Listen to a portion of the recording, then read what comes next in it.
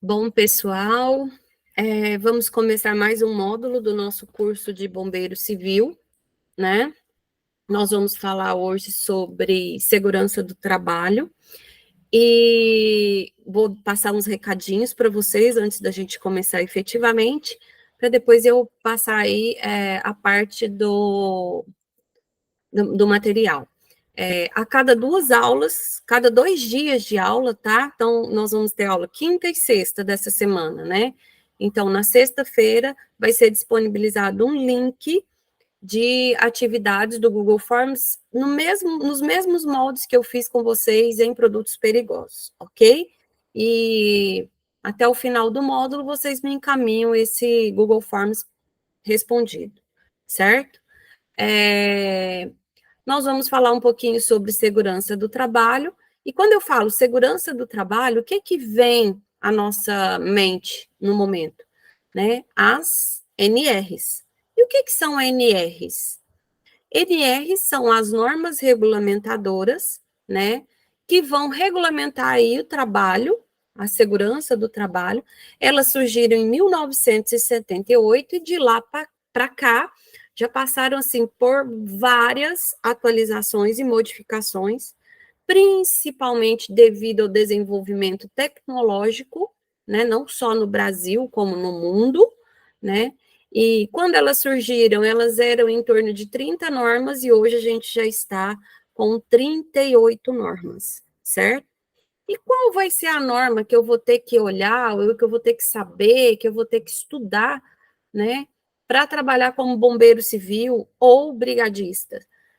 Basicamente, nós vamos falar da NR6, que é a norma regulamentadora número 6, que vai falar especificamente de EPIs e EPCs, equipamento de proteção individual e equipamento de proteção coletiva, e a NR23, que é a norma regulamentadora 23, que vai falar sobre incêndio especificamente, tá?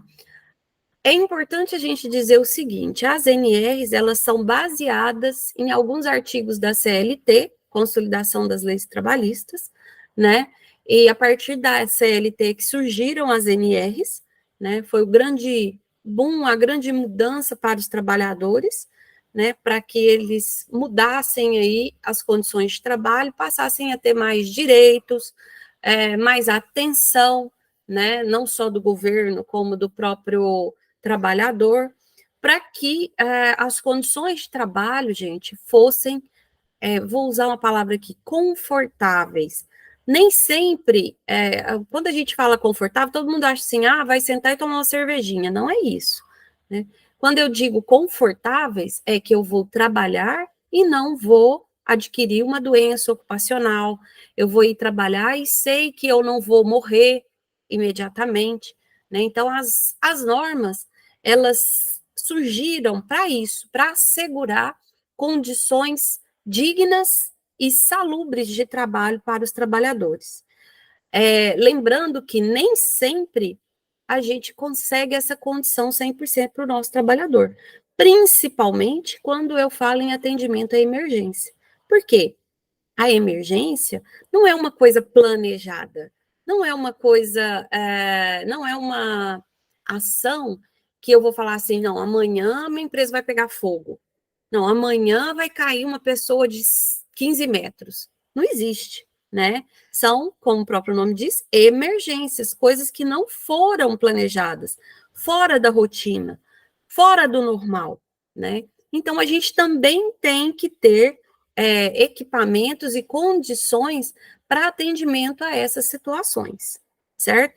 Então, durante o nosso módulo, nós vamos falar de EPIs e EPCs, como eu falei para vocês, vamos falar também da NR23, vou dar uma pincelada também na NR35, que é a norma regulamentadora 35, vai falar sobre trabalho em altura, né? Vou falar um pouquinho de espaço confinado também, NR33, para vocês entenderem alguns equipamentos que são utilizados, né, em condições adversas, com os riscos dessas atividades, certo? Vamos falar também um pouquinho sobre análise de risco, acidente de trabalho, atos inseguros e condições inseguras, risco e perigo, tá? Vocês vão aprender a fazer aí uma análise preliminar de risco, que muitas das vezes, quando eu falo de emergências, essa análise preliminar de risco está ligada ao PAI, que a gente já falou um pouquinho sobre ele, a professora Adriele também, plano de atendimento à emergência. Ele serve para, abre aspas nessa palavra, tá, gente? Um dos objetivos do PAI é estudar os riscos possíveis quando acontece uma emergência, ou na área industrial, ou em qualquer outra área, certo? Eu vou colocar aqui o nosso material, depois vou estar encaminhando para vocês, e para a gente continuar a nossa aulinha, certo?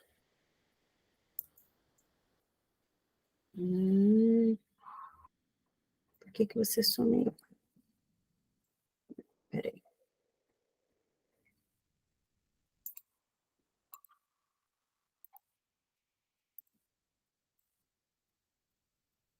Acho que agora ficou legal. Não, não ficou. Aí.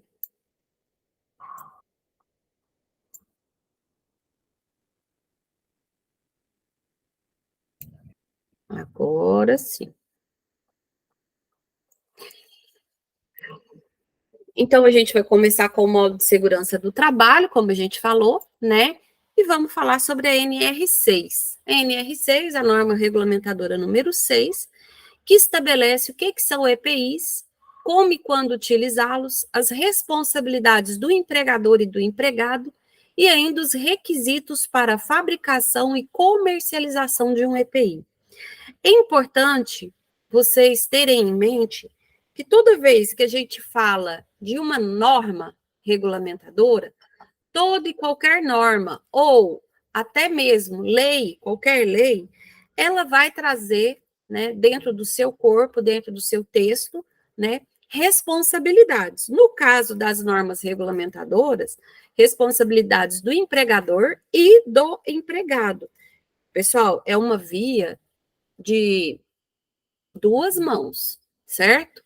O que eu dou, eu tenho que receber, e o que eu recebo, eu também tenho que dar de volta. Sempre. Não tem como a lei se beneficiar um ou outro, certo?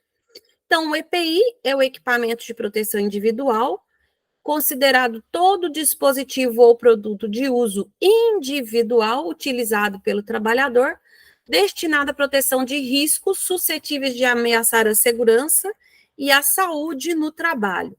No caso de vocês que fazem atendimento a emergências, né, esse risco, ele é inerente a situação. Não tem como eu falar assim, eu vou pôr um EPI para ir ali apagar um incêndio e esse EPI vai me blindar. Eu vou, não tem a possibilidade de eu queimar, ou de eu me machucar, de eu esquentar, nem nada disso. Impossível, né, pessoal? Não tem como, tá? Então, o EPI, ele vem auxiliar, né, na proteção desses riscos, né, para que, caso aconteça uma adversidade, ela não leve, por exemplo, o trabalhador a ter uma doença ocupacional, um acidente grave ou até a morte, certo?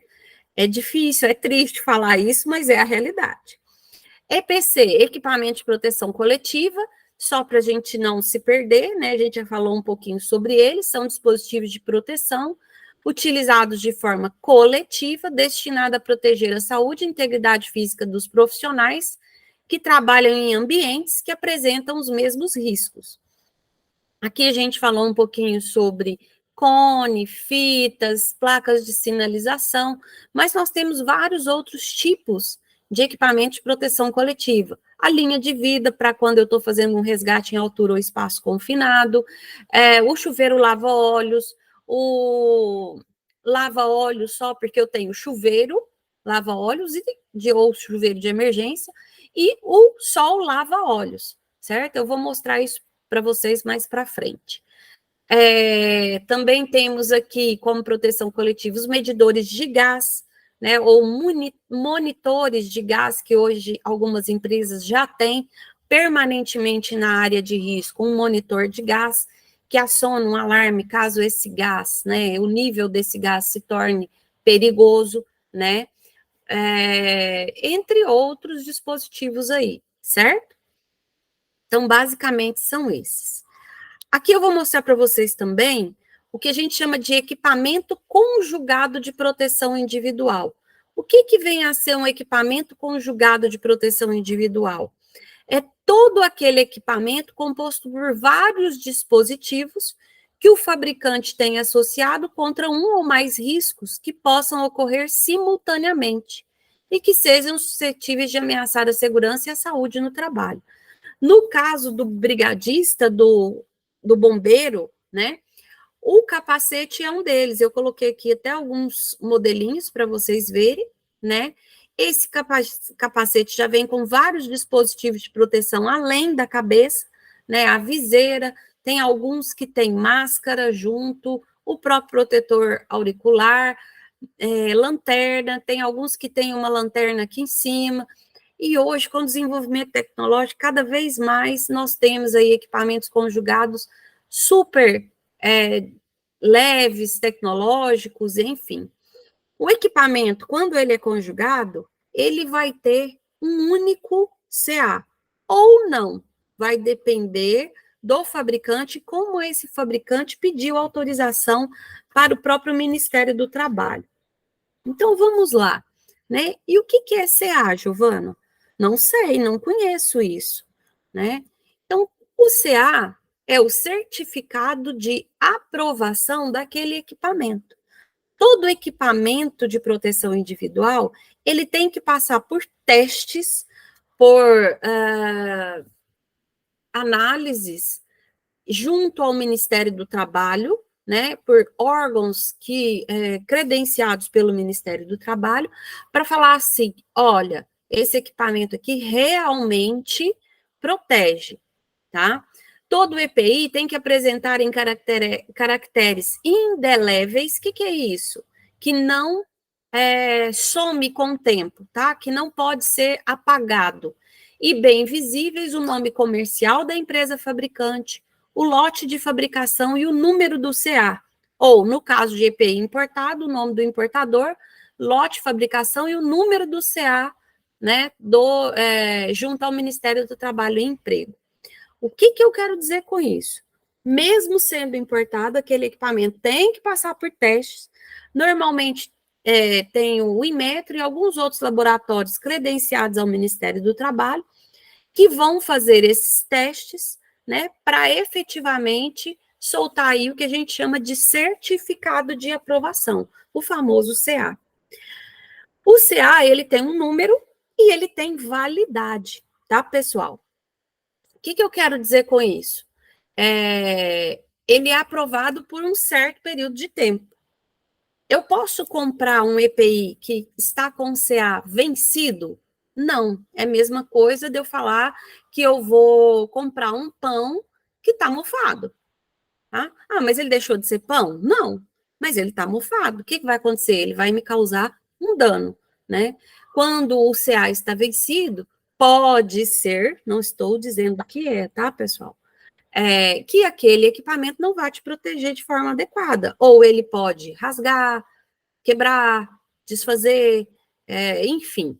Ele não vai estar próprio para a proteção como ele foi concebido, certo?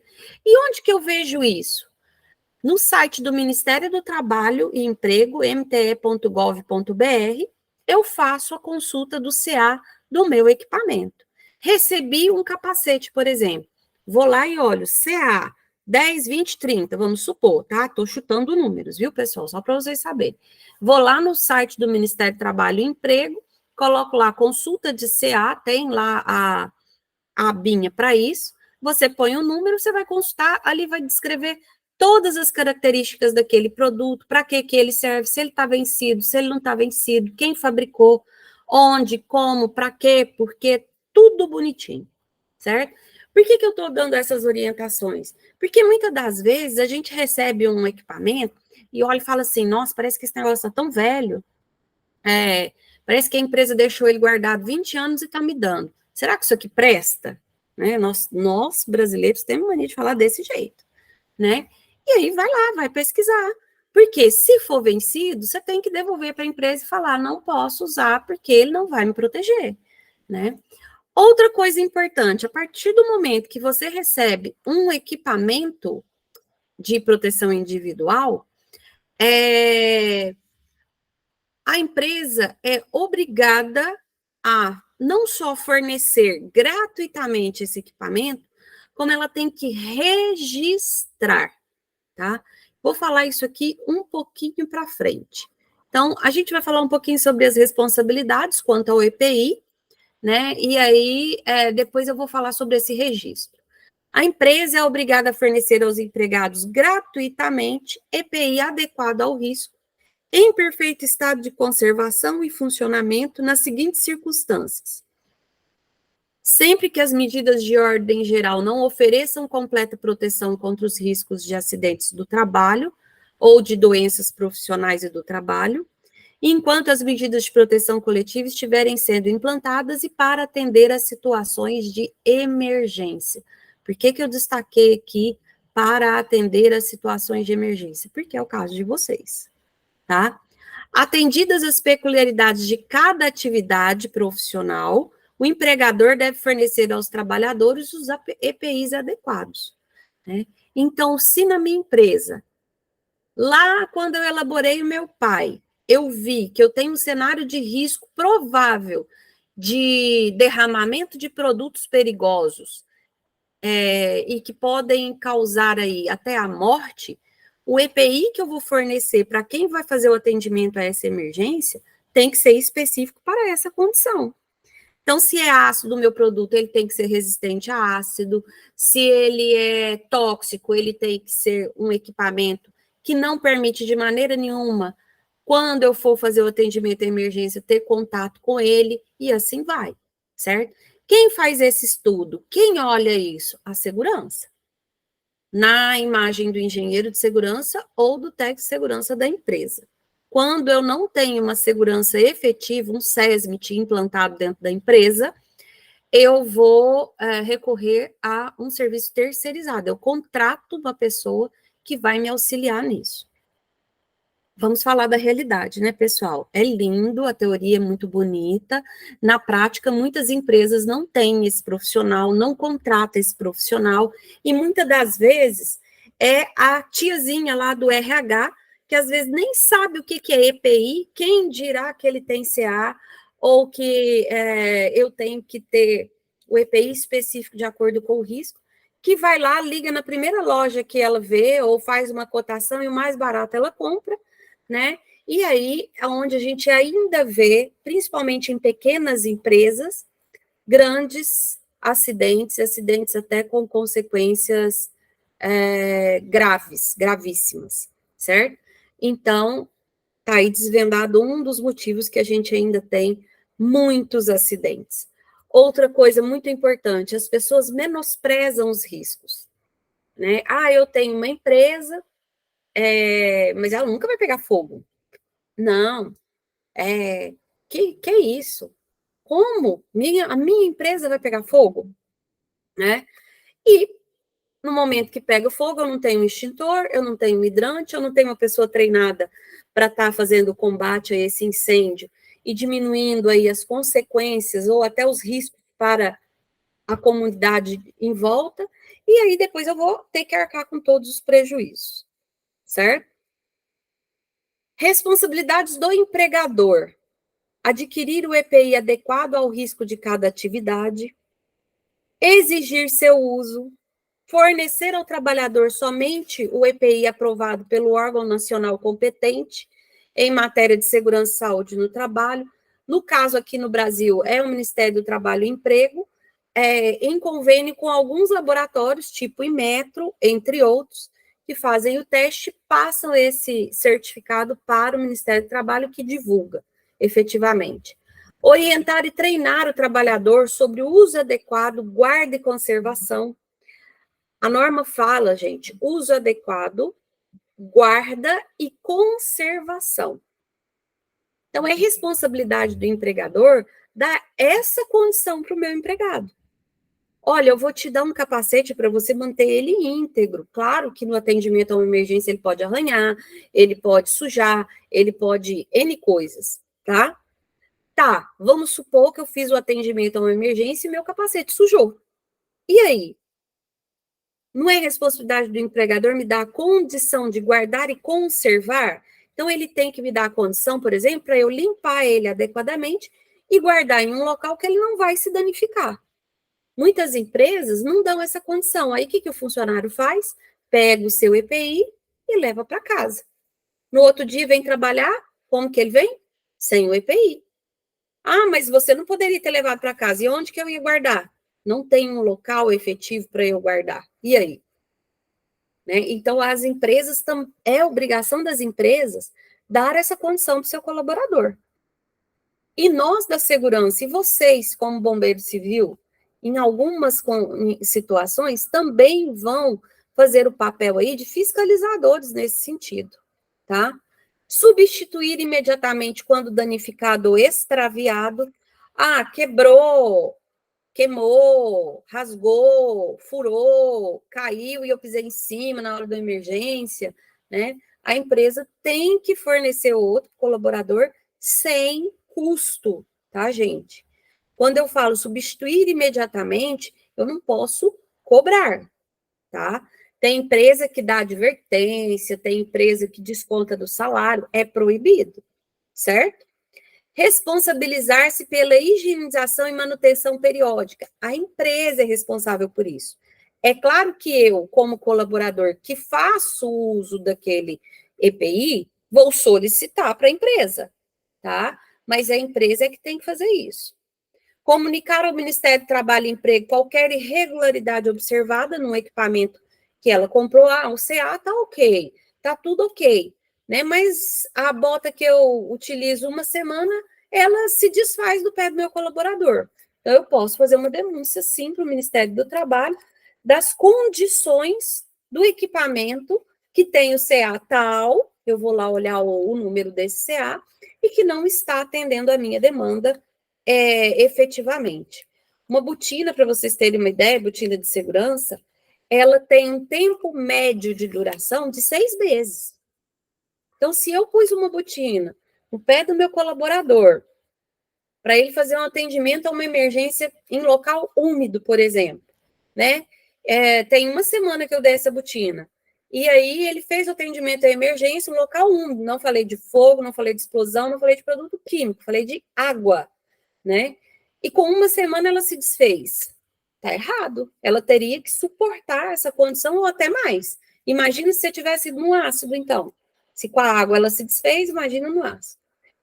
E por último aqui, que é o registro que eu falei para vocês, vou explicar um pouquinho sobre isso. Registrar o seu fornecimento ao trabalhador, podendo ser adotados livros, fichas ou sistema eletrônico. E essa é uma das modificações que teve nas normas, porque em 1978, gente, nem se falava em sistema eletrônico, computador era uma ilusão, né? Então, por isso que as normas vêm sofrendo também aí atualizações, né? Para hoje já ser permitido, né? Nós já temos dispositivos aí que nos permitem registrar o EPI, por exemplo, eletronicamente. Como que tem que ser esse registro? O registro do EPI, deixa eu ver se está no próximo aqui. Não, eu já comecei, já fui direto. Não, ai. O registro do EPI, ele tem que ser feito através do que a gente chama de ficha de EPI, tá? Onde nessa ficha tem o nome do colaborador, sua função, matrícula, né? E a partir do momento que eu forneço o EPI para ele, eu tenho que colocar data, CA, descrição do equipamento, né? E a assinatura efetiva do colaborador e do responsável pela entrega desse EPI. Esse documento, ele é muito importante, porque ele comprova que a empresa está adotando medidas de segurança, né, individuais, e que realmente o colaborador recebeu aquele equipamento. Porque amanhã ou depois eu posso virar e falar assim: Ah, mas não me entregaram nada, não me deram nada, né? A empresa tem um documento comprovando o contrário, certo? Responsabilidades do trabalhador. Usar o EPI utilizando apenas para a finalidade a que se destina. Aqui eu costumo dar um exemplo muito típico aí, que acontece por aí. A empresa compra um óculos de proteção, última linha, fumê, parece um óculos escuro. E aí o colaborador fala, nossa, esse óculos é bonito demais, eu vou para balada com ele. Vou para o clube esse fim de semana, porque ele é lindo. E lá no clube, primeiro que você vai submeter o óculos a algumas condições que às vezes não são as condições que você tem lá na empresa, né? Cloro, água, né? Cremes, sal. E segundo, você está lá no final de semana, lindo, pleno, com o seu óculos, e ele cai e quebra. E aí? Ele se danificou sendo utilizado para o trabalho? Não. Isso aí pode configurar até uma justa causa, tá? É responsabilidade do trabalhador também responsabilizar-se pela guarda e conservação do EPI, a gente já falou um pouquinho sobre isso. Comunicar ao empregador qualquer alteração que o torne impróprio para uso e cumprir as determinações do empregador sobre o uso adequado. É importante, pessoal, como eu falei lá, que a responsabilidade do empregado, né, do empregador, desculpa, da empresa, treinar sobre o uso adequado do EPI, né, e o colaborador usar adequadamente. Já aconteceu, por exemplo, situações em que a pessoa alegava estar usando o óculos de proteção e teve um acidente e ficou cego de um olho, né? Será que com óculos de proteção realmente ela ficaria cega de um olho? Fica a dúvida, né? Durante a perícia do acidente, né, ficou comprovado que poderia sim acontecer. Na verdade, ela só ficou cega devido à complicação da lesão que ela teve durante o acidente. Agora ficou a dúvida e ninguém sabe se é ou se não é, porque o colaborador fala que estava de óculos, testemunhas falam que não, que o óculos estava na testa, porque testa não usa óculos, mas a dele usava. Né? E aí? Como que fica? Então, vai da interpretação do cabeção. O cabeção, gente, é o juiz, tá? E aqui eu falei sobre a ficha do EPI, tá? Novamente, só para a gente não esquecer, porque ele é um documento muito importante relativo ao EPI. E aí, efetivamente, agora a gente vai passar para os tipos de EPI que a gente tem. Eu vou falar de alguns aqui com menos profundidade, né? E outros eu vou falar com mais profundidade. Por quê? São equipamentos específicos, especificamente destinados a atendimento à emergência. Por isso que vai ter essa diferença aí, ok? Então, tipos de EPI. A gente vai começar com a proteção para a cabeça, certo? Nós temos protetores faciais destinados à proteção dos olhos e da face contra lesões ocasionadas por partículas, respingos, vapores de produtos químicos e radiações luminosas intensas. E aí, aqui entra, inclusive, a máscara de solda, tá, pessoal? Óculos de segurança para trabalhos que possam causar ferimentos nos olhos provenientes de impacto de partículas. Alguns óculos também vão auxiliar nas radiações, tá? Óculos de segurança contra respingos para trabalhos que possam causar irritação nos olhos e outras lesões decorrentes da ação de líquidos agressivos e metais em fusão. Soldador, caldeireiro, né? Óculos de segurança para trabalhos que possam causar irritação nos olhos provenientes de poeiras. Óculos de segurança para trabalhos que possam causar irritação nos olhos e outras lesões decorrentes da ação de radiações perigosas. Máscaras para soldadores nos trabalhos de soldagem e corte ao arco elétrico. E capacetes de segurança para proteção do crânio nos trabalhos sujeitos a agentes meteorológicos, a gente chama de trabalho a céu aberto, impactos provenientes de quedas, projeção de objetos ou outros, queimaduras ou choque elétrico, né? Vocês viram aí que a proteção da cabeça não está só no capacete, né? Eu tenho os protetores faciais, os famosos face shields, né? Nome bonito, né? Mas só para falar sobre aquele plásticozinho que a gente põe no rosto. Ele pode substituir o óculos, tá? E em algumas situações, além dele, eu tenho que usar o óculos. Quando eu falo em óculos de segurança para poeiras, né? E alguns outros tipos de risco químicos, eu falo do óculos que tem aquela vedação. A gente chama de óculos ampla visão.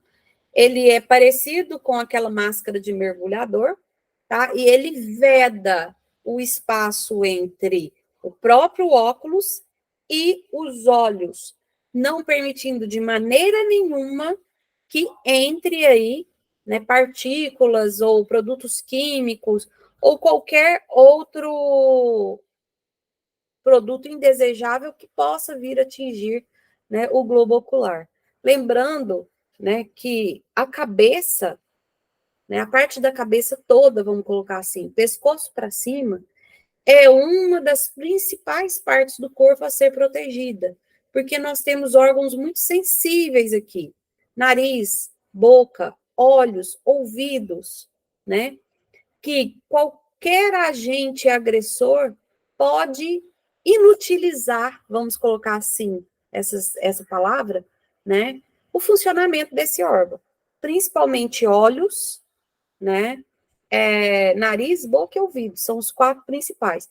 E o cérebro, que é também importante, porém ele já tem aí um protetor natural, que é o nosso crânio, né? O nosso osso aqui, durinho, né?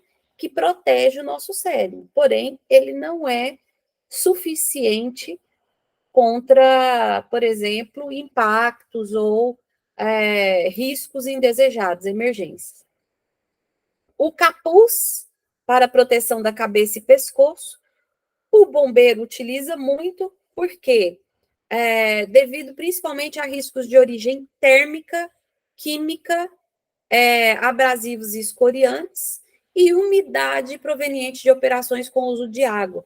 Ele vai proteger, né, o corpo de entrar em contato aí com algum produto indesejável, principalmente produto químico, ou da própria temperatura, porque hoje eles são feitos com tecidos, não é só algodão, na trama do algodão eles colocam aí o Kevlar, coloca Teflon, alguns outros produtos que isolam a temperatura do lado externo para o interno e protegem o rosto, por exemplo, de queimaduras, de irritação, de lesões que possam ser causadas pelo atendimento à emergência.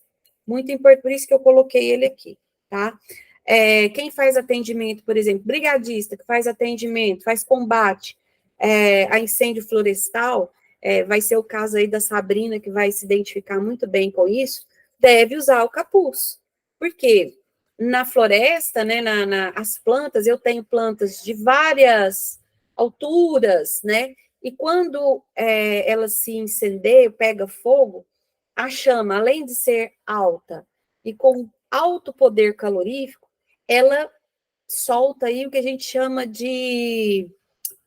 Como é que chama aquele negócio, gente? Tem hora que as palavras somem. Como se fossem fagulhas, né?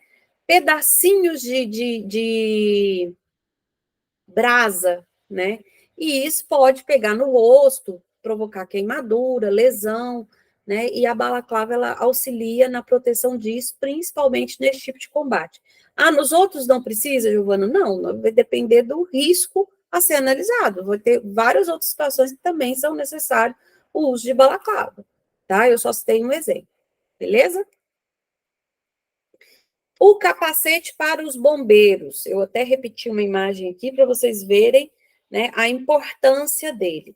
É um dispositivo de uso individual utilizado pelo bombeiro, destinado à proteção da cabeça contra um ou mais riscos suscetíveis de ameaçar a sua segurança e saúde no trabalho, bem como qualquer complemento ou acessório destinado a esse objetivo, sendo constituído essencialmente por casco rígido e suspensão. Eu vou falar um pouquinho sobre cada parte aí do capacete, e lembrando aí que ele pode ter o acessório, ou seja, ele pode ser um EPI conjugado. Hoje, muitos bombeiros já utilizam um capacete bem parecido com esse aqui, que tem a viseira já acoplada ao capacete, né? Auxilia muito, principalmente no combate a incêndio, tá? Porque eu não sei se alguém aí já passou por essa situação, mas o incêndio, pessoal, o próprio vapor, os gases, né, que chegam próximo da gente que está fazendo o combate, eu já fiz vários combates, mas um em especial me marcou muito, né, ele causa irritação no nariz, porque a fumaça tem muitos compostos que são irritantes, a gente vai falar disso um pouquinho mais para frente. O próprio calor, porque o fogo de um incêndio, gente, pode chegar a mais de 3.000, 4.000 graus, dependendo do combustível que eu tenho, do poder calorífico desse combustível, né? E eu tenho que ficar ali, combatendo, com água, com espuma, com sabe-se lá com o quê, né? Então, é necessário proteger olhos, cabeça, a face, nariz, boca, como a gente já falou, e dependendo do tipo de produto que eu estou atendendo, até protetor auricular, certo? O que eu falei dependendo do tipo de produto? Porque dependendo do produto, eu preciso ouvir o barulho para saber se vai ter uma explosão, para saber se vai desmoronar, para saber se eu tenho que tomar outra ação, para saber se eu tenho que correr, se eu posso ficar ali combatendo. Porque o princípio primeiro do combatente, do bombeiro, do brigadista, do resgatista é: a minha vida tem que ficar segura, né? Se eu estou colocando em risco a minha vida, eu vou morrer, né? Então, para eu fazer o atendimento a uma emergência, eu tenho que fazer uma breve análise de risco. O que é essa breve, gente? Eu não tenho tempo de ficar preenchendo fichinha, analisando, discutindo, olhando. Na hora de uma emergência, eu tenho que olhar e saber, identificar rapidamente o que está acontecendo para saber se eu posso ir ou não. Eu vou ou não vou? Eu faço ou não faço? Né? Então, é esse o olhar que vocês vão ter que treinar de vocês para saber se vocês podem realmente fazer o atendimento a uma emergência ou não, né? Se eu tenho o equipamento adequado, se eu sei que eu estou treinada para aquela situação. Então, os EPIs vão auxiliar vocês nisso, nessa proteção. Então, vamos ver um pouquinho das partes de um capacete para o bombeiro. O casco rígido, né? Que é essa parte externa do capacete, formada por copa e aba, algumas aba completa, outras só aba frontal, devendo constituir-se de peça única e sem emendas. O material utilizado na fabricação do casco deve possuir resistência a impacto, inflamabilidade, eletricidade, penetração e absorção de água, mantendo sempre sua forma original. Dependendo do tipo de material que aquele capacete é fabricado, né, ele não é suficientemente resistente para atender aquela emergência, tá? Como que eu vou saber se aquele capacete é adequado ou não? Através do CA, tá? Lá no CA, hora que eu consulto lá no Ministério do Trabalho, tem todas as descrições do material que ele é fabricado, para que ele serve, né? Qual o grau de risco que ele atende, se é situações severas ou situações leves, médias, enfim, né? Cada caso é um caso, tá, pessoal? A copa, que é a parte superior do casco, devendo possuir dispositivo de redução de impacto do tipo quebra-telha, que é esse amarelinho que vocês estão vendo aqui, ou esse vermelhinho aqui com uns buraquinhos. Esse dispositivo deverá ser injetado juntamente com o próprio casco. O que é injetado? Pessoal, quando eu fabrico o capacete, eu não faço um pedaço, depois outro pedaço e emendo. É isso que ele está falando aqui. Ele tem que ser uma peça única. Então, normalmente, eles são produzidos em um equipamento que chama injetora, ou pode ser também um equipamento que é chamado extrusora. O que é a injetora ou a extrusora? É um equipamento que pega lá a matéria-prima do plástico, que vem em umas pastilhinhas, derrete ele em alta temperatura e molda aquela massa, né, no formato que eu preciso, tá? Isso dá resistência específica que eu preciso para o produto, né? E aí eu posso levar ela para teste para ver se realmente vai ser ok, boa, posso colocar no mercado ou não, tá? A aba, que é a extensão do casco, que se prolonga para fora e ao longo de todo o seu perímetro, destinada a desviar do tronco do usuário objetos que escorreguem pela copa, tá? É essa parte lateral aqui. A aba não deve provocar atritos com a região cervical, porque tem alguns capacetes que tem aba total e pode ficar pegando aqui, ó, no pescoço, e aí pode causar um ferimento, e esse ferimento pode ser uma porta aberta para bactérias, produtos químicos, entre outras coisas, certo? A suspensão, que é a armação interna do capacete, constituída de carneira e coroa com a finalidade de amortecer impactos contra a cabeça do usuário. Então, entre o capacete e a cabeça do usuário vai ficar um espaço, tá? E o que vai prender esse capacete na cabeça da pessoa é o que a gente chama de carneira, certo? A carneira, normalmente, ela é ajustável, você ajusta ela à cabeça da pessoa, né? E ela promove aí o que a gente chama, né, de amortecimento. Como ela vai criar um espaço entre a cabeça e o capacete efetivamente, ela fica como se fosse um amortecedor mesmo, tá?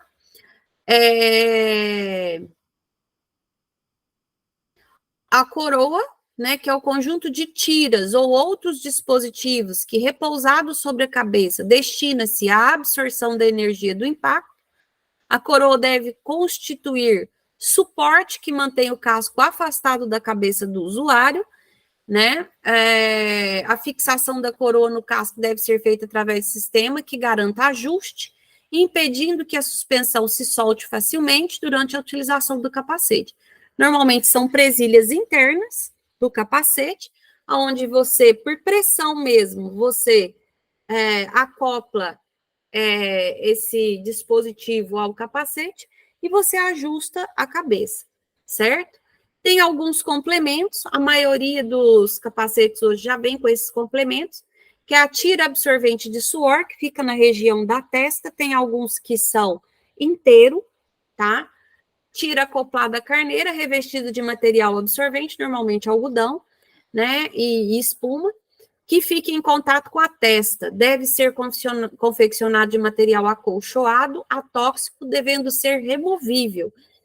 Porque imagina o atendimento a uma emergência, você suou litros e litros de suor, impregnou o negócio lá, ficou até fedido, eu tenho que lavar, higienizar, para não virar aquilo ali um meleca qualquer, né? Tira de nuca, tira ajustável da carneira, ligada à catraca, que passando pela nuca abaixo do osso occipital, auxilia a fixação do capacete à cabeça, tá? É uma tira que pega aqui atrás, tá, gente?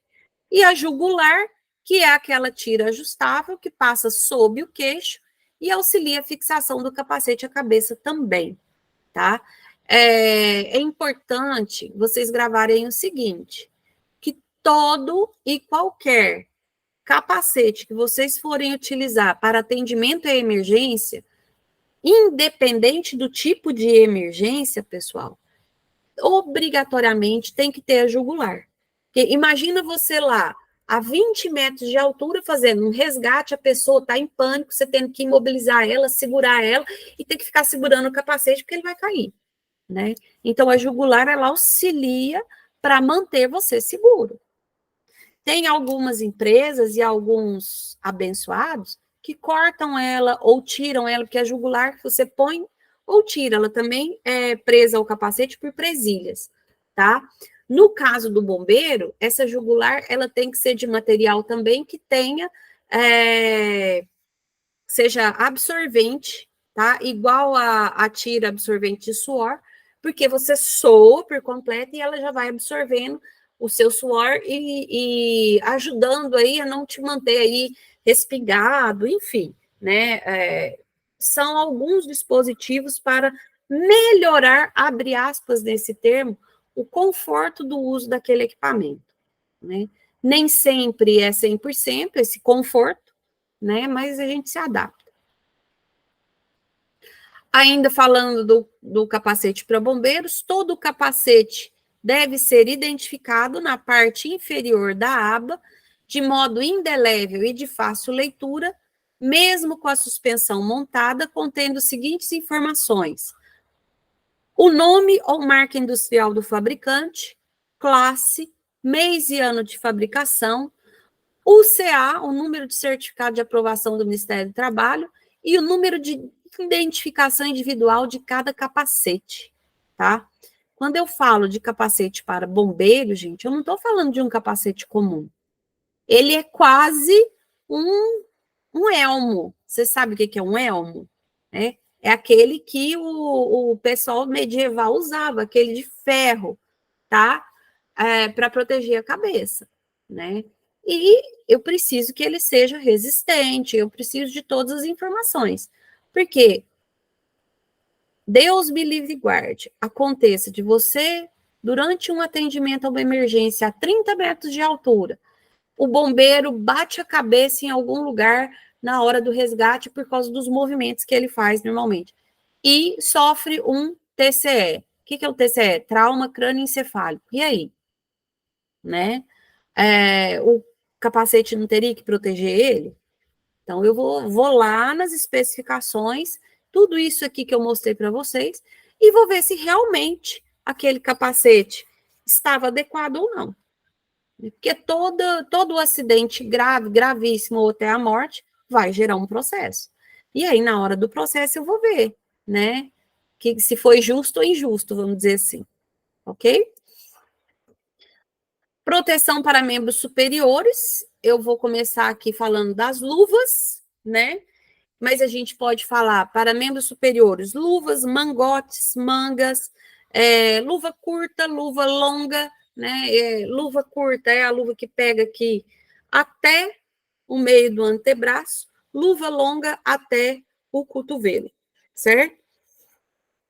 Luvas ou mangas de proteção ou cremes protetores devem ser usados em trabalhos em que haja perigo de lesão provocada por materiais ou objetos escoriantes, abrasivos, cortantes ou perfurantes, produtos químicos corrosivos, cáusticos, tóxicos, alergênicos, oleosos, graxos, solventes orgânicos e derivados de petróleo, materiais ou objetos aquecidos, choque elétrico, radiações perigosas, frio e agentes biológicos.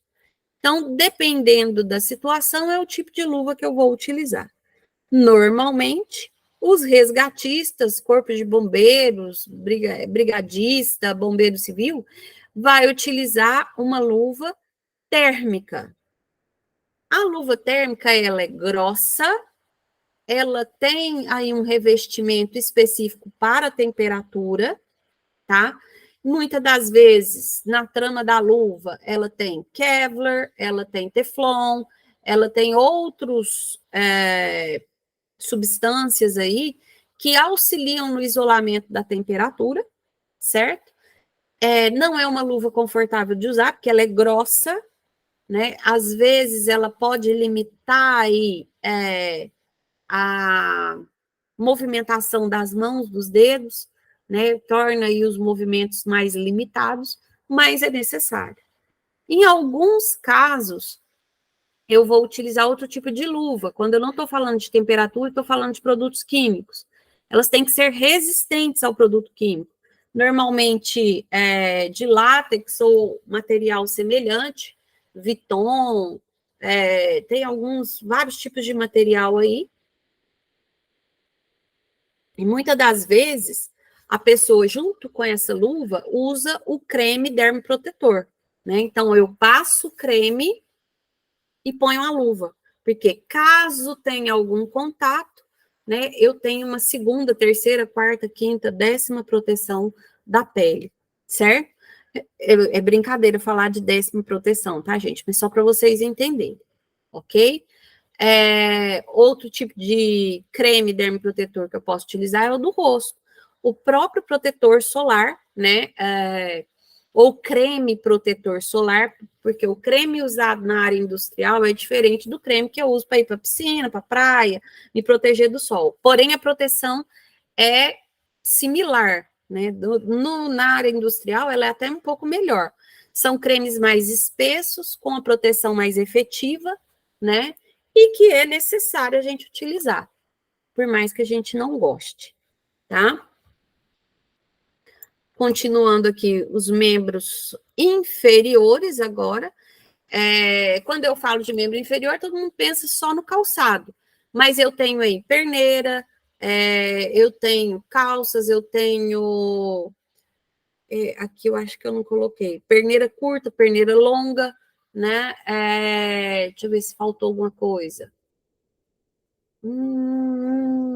Eu posso colocar aqui também os aventais longos, né, para proteção a quente, né? Mas quando eu falo de membros superiores e inferiores, além dos itens que eu falei, luvas, calçados e as perneiras, a gente vai falar da roupa de aproximação. A gente vai ter uma parte aqui dessa aula só sobre a roupa do bombeiro, para vocês entenderem. Não sei se vocês já tiveram contato com essa roupa, mas lá na escola tem alguns exemplares e são utilizados nas aulas práticas. Eu vi que estava separado lá para vocês fazerem na aula prática, né? Vocês vão ver que é uma roupa grossa, pesada, né? E a gente vai explicar um pouquinho sobre ela aí. Eu disse na aula anterior, no módulo anterior de produtos perigosos, que durante a feira de segurança eu vi aí várias novidades com relação a essas roupas, tá? Roupa, calçado, né? Principalmente devido aos materiais novos, a evolução tecnológica que a gente está tendo aí, estão aparecendo os materiais cada vez mais leves, né? E mais eficientes na proteção. Por isso que a gente vê tanta novidade. Quando eu falo assim, você fala assim, mas eu nunca vi isso aqui na nossa região. Quando a gente tem lançamento em feira, por exemplo, igual a gente foi no ano passado, né? Para chegar aqui, gente, vai demorar aí uns 4 anos. Por que eu estou colocando 4 anos? Porque hoje a gente tem a internet, né? E aí eu posso ter essa inovação mais rápido.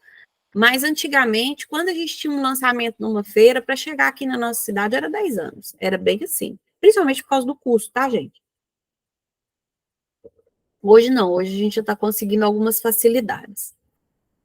Então, proteção para membros inferiores, calçados de proteção contra riscos de origem mecânica, calçados impermeáveis para trabalhos realizados em lugares úmidos, lamacentos ou encharcados. Normalmente, a bota do bombeiro, ela é impermeável, emborrachada, tá? Tem 2 alças, porque ela é pesada, ela é grossa, né? Talvez com biqueira, talvez não, vai depender, né? Ela tem 2 alças para auxiliar, né? Calçar essa bota rápido, tá? Esse calçado com rapidez, né? Inclusive, eu não sei se vocês já passaram por essa fase ou já viram isso, alguém falou aí, né? Quando você fica de plantão para atendimento à emergência, você está lá com o seu uniforme normal da empresa, roupinha de algodão, tudo, normal, beleza. Blusinha, calça, tá? Né? Apareceu uma emergência, a roupa de atendimento à emergência, ela já fica montada. É como se você tivesse tirado de um boneco e deixado ela pronta para colocar de novo. Então, começa pela botina, né? Pela bota, né? Você calça e já vai puxando tudo, tá? Puxa a calça em si, o capote, já fica tudo certinho, prontinho para atendimento. No bombeiro, alguns já ficam até no caminhão. E aí, a hora que ele entra, ele já senta e já já coloca, tem que ser rápido no gatilho, tá? É importante, porque eu não posso perder tempo para atendimento a uma emergência. Não posso gastar 15, 20, 30 minutos colocando uma roupa, né? Se o negócio está ali pegando fogo. 15 minutos para o fogo, gente, acaba com tudo, certo? Calçados impermeáveis e resistentes a agentes químicos agressivos. Calçados de proteção contra riscos de origem térmica. Calçados de proteção contra radiações perigosas. Calçados de proteção contra agentes biológicos agressivos. Calçados de proteção contra riscos de origem elétrica. Perneiras contra risco de origem mecânica, e aqui entra animais peçonhentos, picadas de cobra, entre outros. Perneiras para risco de origem térmica e radiações perigosas. Desculpa, pessoal. Essa perneira também vai depender do risco a que eu estou atendendo. A bota ou botina, né? Calçado do bombeiro, ele tem o cano longo, então dispensa a necessidade de uma perneira a princípio.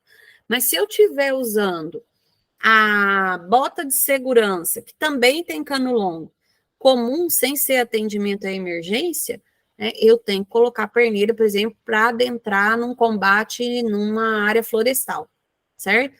Porque pode, principalmente no caso de incêndio, porque pode ter animais peçonhentos, variados, cobra, aranha, escorpião, né? E se eu não tiver um calçado que me proteja, eu vou levar aquela picada.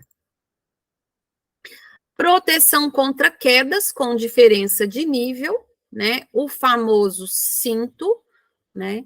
De acordo com a NR 35, que é a norma que vai falar de trabalho em altura, depois eu vou fazer alguns apontamentos durante esse módulo sobre a 35, né? Ela pede para que seja usado o cinto de segurança para trabalho em altura. Quando que é considerado trabalho em altura de acordo com a NR 35? Trabalhos realizados acima de 2 metros em que haja risco de queda, né, de acordo com a norma. Então, esse cinto de segurança, ele tem que ser o cinto tipo paraquedista, porque o cinto tipo paraquedista, ele tem a cadeirinha, tá? Com pelo menos, né, 3 pontos de ancoragem, que seria o das costas, que a gente chama de dorsal, e os laterais, certo? Eu tenho cinto, gente, que tem até 5 pontos de ancoragem, tá? Que é o ideal. Mas nem sempre é esse que a gente vai encontrar lá na indústria ou que vai ser disponibilizado para nós. No Corpo de Bombeiros, a gente sabe que é um dos mais tops, é esse modelinho aqui. Ele tem proteção acolchoada lombar, né?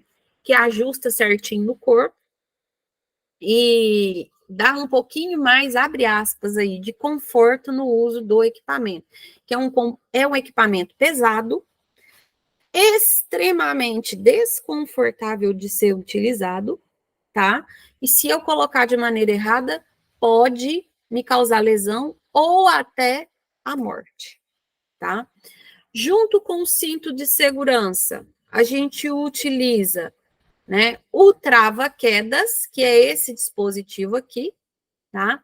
Trava-queda de segurança acoplado ao cinto de segurança ligado a um cabo de segurança independente, que é a linha de vida, para os trabalhos realizados com movimentação vertical em andaime suspensos de qualquer tipo, tá? E eu posso ter movimentação vertical ou horizontal, vai depender, né, a situação que eu estou atendendo. A cadeira suspensa para trabalho em altura em que haja necessidade de deslocamento vertical, quando a natureza do trabalho assim o indicar, né? Aqui eu não pus a foto da cadeira, mas a cadeirinha suspensa, pessoal, ela pode ser metálica ou de fibra, né? E ela vai estar necessariamente ligada a uma linha de vida, né? E uma corda ou cabo de aço para fazer o deslocamento. A cadeirinha, dependendo da condição, né, do local, eu posso deslocar ela tanto na horizontal quanto na vertical. Tem algumas cadeiras hoje algumas cadeirinhas que já são fixas no edifício. Isso auxilia muito na hora de um resgate, na hora do atendimento a uma emergência, não só pela rapidez, né, como pela segurança, tá? Mas aí eu já estou falando, tipo assim, é uma situação super específica e que aquela pessoa ali, aquela empresa ou aquela instituição é super, hiper, mega preocupada com segurança. Não é o que a gente vê por aí, né? Uma coisa importante de falar sobre o trava-quedas, né? Aqui é um talabarte com absorvedor de energia no tipo Y, tá? Com os dois ganchos que auxiliam na queda, certo? Eu tenho outros tipos de trava-quedas que podem ser acoplados a corda ou cabo de aço, tá? O trava-quedas é como se fosse um trilhozinho de trem, né? Que a hora que você dá um tranco nele, ou seja, a hora que você sofre a queda, né, ele trava. Por isso que o nome dele é trava-quedas. Normalmente feito, né, de aço, ferro, com uma trava, né? E dependendo do movimento que você faz, ele segura você até você ser efetivamente resgatado, tá? Ou ter a possibilidade de sair daquela situação.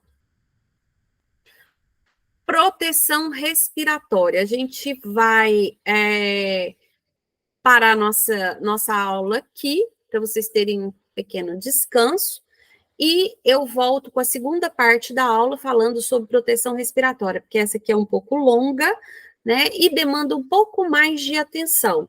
Lembrando que esse risco respiratório é um risco inerente à função de vocês, né, e que a gente tem que dar um pouquinho mais de atenção, né, devido aos graves riscos que ela pode oferecer, ok? Obrigado, pessoal, e até agora mesmo.